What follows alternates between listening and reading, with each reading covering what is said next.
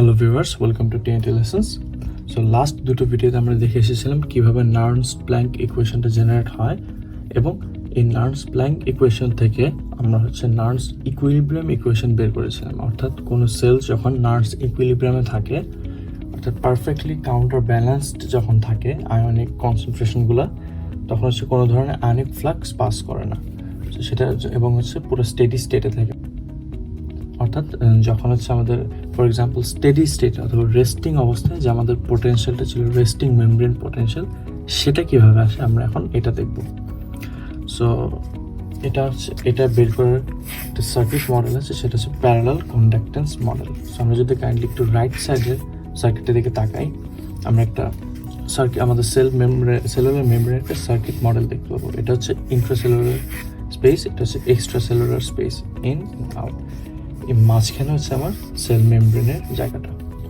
So এখানে জি দিয়ে আমাদের বিভিন্ন চ্যানেলের কন্ডাক্টেন্সগুলো মডেল করা হয়েছে। অর্থাৎ conductance of potassium channel G K, conductance of sodium channel G N A, conductance of chlorine channel G C L. এগুলো হচ্ছে আমাদের প্রত্যেকটা চ্যানেলের ইন্ডিভিজুয়াল কন্ডাক্টেন্স। এবং এই ব্যাটারিগুলো দিয়ে আমাদের ন্যাচারাল কনসেন্ট্রেশনগুলোকে মডেল করা হয়েছে। অর্থাৎ যেমন পটাশিয়ামের যেই ন্যাচারাল গ্রেডিয়েন্টটা অথবা কনসেন্ট্রেশন গ্রেডিয়েন্ট, সেটা হচ্ছে ইনসাইড টু আউটসাইড, অর্থাৎ ফ্লোটা এইদিকে হয়। সো এই ব্যাটারিগুলোতে সেই ন্যাচারাল গ্রেডিয়েন্টগুলোকে মডেল করা হয়েছে। এবং আমাদের মেমব্রেন পটেনশিয়ালটা হচ্ছে ভিএম। সো নেট কারেন্ট ফ্লোটা হচ্ছে আমার from inside two outside, VM. So এই প্যারালাল কন্ডাক্টেন্স মডেলটা তিনটা জিনিস ইনকর্পোরেট করে। আমাদের সেল মডেলে তিনটা জিনিস ইনকর্পোরেট করে। সেই তিনটা হচ্ছে capacitance of the cell membrane, যেটা এখানে আমরা দেখতে পাচ্ছি, capacitance of the cell membrane, conductive nature of ion flow and equilibrium potential for each ion, যেটা আমরা এখন দেখব। সো প্রথমে আমরা দেখবো যে আয়নিক কারেন্টসগুলো কি। So ionic current of পিথ ion, আমরা সবসময় এখানে যে কোনো একটা আয়ন স্পিসিস নিয়ে চিন্তা করছি। সো নাম দিলাম পি। সো আয়নিক কারেন্টসগুলো, the current of the pith ion is assumed to be proportional to how far the membrane potential Vm deviates from the equilibrium potential. Equilibrium potential টা ছিল আমার Nernst equilibrium potential, the ideal scenario।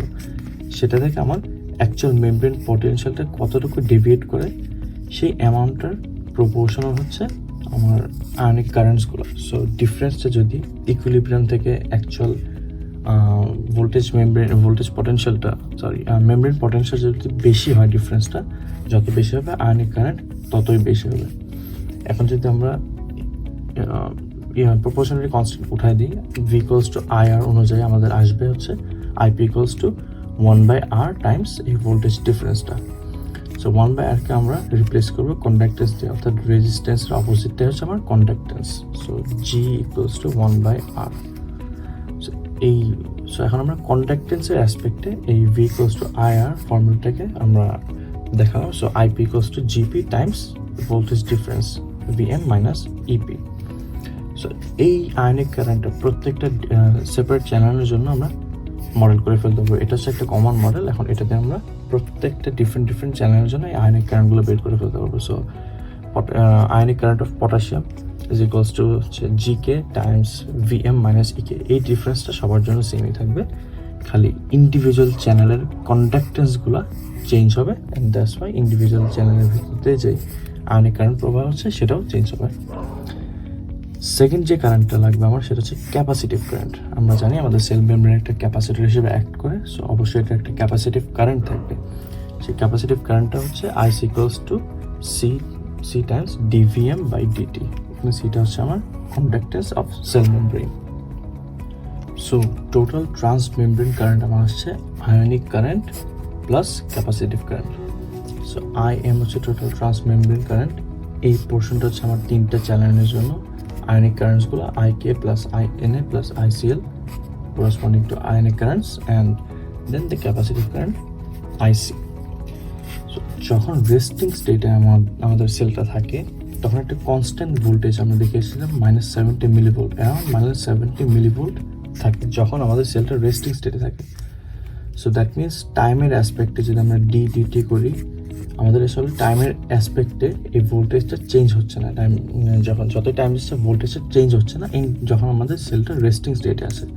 So ultimately DVM by DT টার্মটা equals to 0 at resting state. So DVM by DT যদি 0 হয় আমাদের capacitive কারেন্টটাও তাহলে কি 0, এবং আমরা অ্যাজিউম করে নিচ্ছি যে অ্যাট রেস্টিং স্টেট এক্সট্রা কোনো ধরনের কারেন্ট ইনজেক্ট করা হচ্ছে না আমাদের এক্সট্রা সেলুলার স্পেসে অথবা ইন্ট্রাসেলুলার স্পেসে। So at resting state membrane current এবং টোটাল মেমব্রেন কারেন্ট এবং ক্যাপাসিটিভ কারেন্ট দুইটাই 0 হবে, অর্থাৎ 0 ইকুয়ালস টু এই আয়নিক কারেন্টের portion plus capacitive current which is also 0। So IK equals IK plus INA plus ICL equals to 0 at resting state। এখান থেকে I এর ইকুয়েশনগুলোকে অর্থাৎ কারেন্টের ইকুয়েশনগুলোকে আমরা যদি কন্ডাক্টেন্সের ইকুয়েশন দিয়ে রিপ্লেস করে দিই তাহলে আমরা পাবো এই ইকুয়েশনটা, এবং আলটিমেটলি আমরা যদি এখান থেকে ভিএমকে বের করে নিয়ে আসি আমরা রেস্টিং স্টেটে ট্রান্স মেমব্রেন ভোল্টেজটা পেয়ে যাবো, অর্থাৎ V resting voltage is equals to এই ইকুয়েশনটা।